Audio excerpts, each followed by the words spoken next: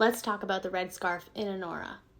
Like most people, I watched this movie after it won Best Picture at the Oscars this weekend.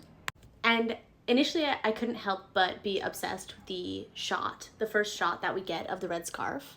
This is the only picture that I could really find, but he throws the scarf and it passes through the light in the window, which is kind of like this transcendent glowy halo, like angel-esque silhouette on the scarf.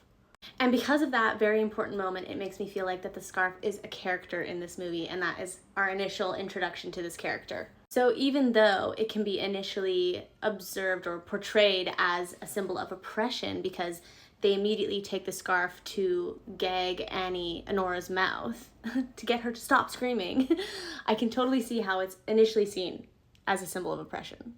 But like I said, I'm here with the perspective that the scarf is a character, so the initial introduction to the character, to me, is sort of forced upon her.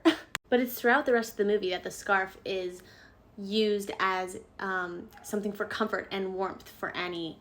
And it isn't until the end, when she tosses the scarf back to Ivania's mother, that it becomes an act of resistance, or a symbol of resistance for her, or actually more like she's taking back her own power. And I guess this is where the American dream would come in, because the scarf is bright, fiery red against the dull grays and blue backdrops of the urban setting that the movie takes place in.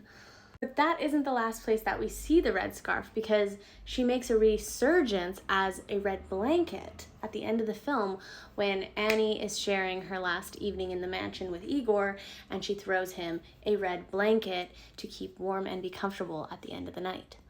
I know it might sound delusional, but I'm choosing to see the red scarf as the character that helped Annie connect herself to her own vulnerability, because every single time that she came in contact with it, it was more authentic than any time she's come in physical contact with anyone else in her life, any other character in the movie. Very interesting that she decides to throw the red blanket to Igor, because it's almost like she's finally taking the first step to extend her own hand of comfort in the smallest way possible. In the smallest way possible, she's making the first move towards an authentic connection. Essentially, the red scarf is the key to her own liberation, which is connection.